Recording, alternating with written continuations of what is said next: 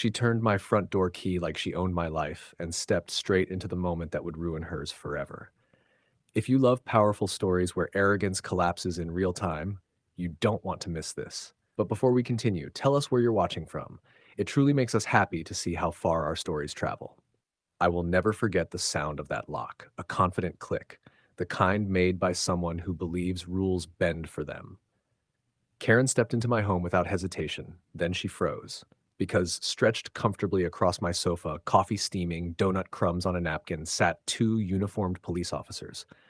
One looked up slowly, met her eyes, and said calmly, "Well, you're right on time." The color drained from Karen's face. Her clipboard slipped. She staggered backward, tripped over my welcome mat, and landed face first in my geraniums like the universe had finally decided to intervene. My name is Arthur Hale, 30 years in corporate accounting. Fully retired. I moved to Riverside Heights for peace. I got Karen. She arrived 3 days after I unpacked, clutching a clipboard like a badge of honor. My mailbox was 7/10 of an inch too tall. My hose was coiled the wrong direction. My curtains too beige, apparently destabilizing the neighborhood's emotional balance. When I declined to change them, she smiled thinly and said, "We'll see about that." From there, it escalated. Photos from across the street, complaints about my microwave delivery, an emergency visit at 7 a.m. over a bird feeder, followed by her scribbling a brand new rule on the spot. That's when I realized something chilling. Karen wasn't enforcing authority. She was inventing it, and I had just become her favorite project. After the bird feeder incident, Karen stopped pretending. She didn't knock anymore. She observed. I'd see her sedan idling across the street, windows cracked just enough for a camera lens to breathe. She documented everything: how long my porch light stayed on, when my trash bin rolled out, how often I watered my lawn. Once, she cited me for suspiciously symmetrical hedges. I wish I were joking. Then things began to move. A garden chair turned slightly. My back gate left ajar. Wind chimes repositioned. Silent, deliberate. Nothing stolen, just touched. That's when unease settled into my bones. I filed a report. The officer who arrived sighed the moment I said her name. Apparently, Karen had a reputation. She believed the HOA master key made her judge, jury, and locksmith. "It's only for real emergencies," he warned. "Fire, flood, not curtain dissatisfaction." The very next afternoon, my camera caught her in my yard, binoculars pressed to her eyes, whispering to herself like a general planning a siege. When I confronted her, she smiled too quickly and said, "We're entering phase 2." That night, I didn't sleep. Instead, I planned. I changed my routine.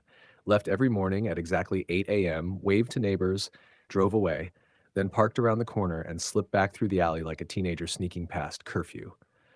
Inside, I waited. Quiet. Still. Cameras rolling. I didn't need revenge. I needed timing. On the third morning at exactly 8:45 a.m., my phone buzzed with a notification. Front door.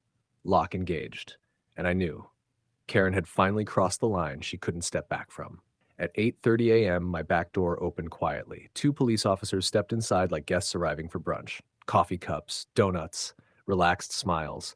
They settled onto my sofa as if they'd done this 100 times, because, frankly, they had. We waited. At 8:45 a.m. on the dot, the sound came. A key turning in my front door. Slow, confident, entitled. The door creaked open and Karen stepped inside, clipboard tucked under her arm, measuring tape already dangling from her wrist. She muttered about interior violations and unauthorized modifications, walking deeper into my living room like she owned the air itself. Then she looked up. Time stopped. Two uniformed officers stared back at her from my couch. One lifted his coffee. The other smiled.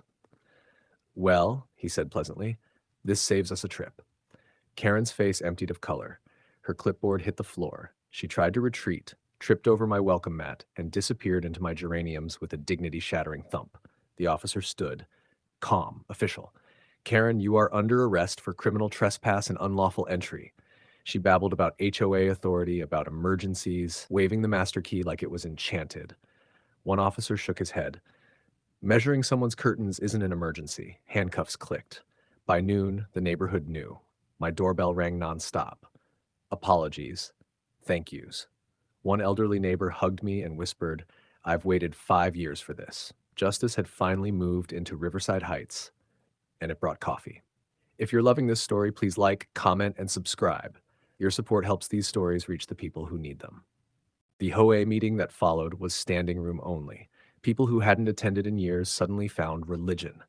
Story after story spilled out. Karen entering homes to measure furniture, opening mail by mistake, counting decorative stones like they were classified documents. Someone admitted she once rearranged their living room for compliance. The board didn't deliberate long. Karen was removed unanimously. All neighborhood locks were changed that same week. 2 months later, I saw her again, this time in a courtroom, not my doorway. Her lawyer argued she was acting in good faith to protect property values. The judge didn't blink. Being HOA president doesn't make you law enforcement, he said coolly. It gives you responsibilities, not permission to trespass. The verdict was swift, guilty on all counts, 2 years probation, 300 hours of community service, a $5,000 fine, and a permanent ban from ever serving on an HOA board again. As the sentence was read, Karen turned toward me, eyes glossy. I was just trying to maintain standards, she whispered. The judge leaned forward. The only value you destroyed here, he said, was your own. That afternoon, I went home, brewed tea, and sat in perfect silence. No clipboards, no binoculars, just peace, finally earned. Riverside Heights felt lighter. Sometimes justice doesn't shout. Sometimes it clicks, like a key turning in the wrong door. If this story moved you, please like, comment, and subscribe. Share this story with your loved ones, and tell us where you're watching from. It truly makes us happy to see how far our stories go. The end.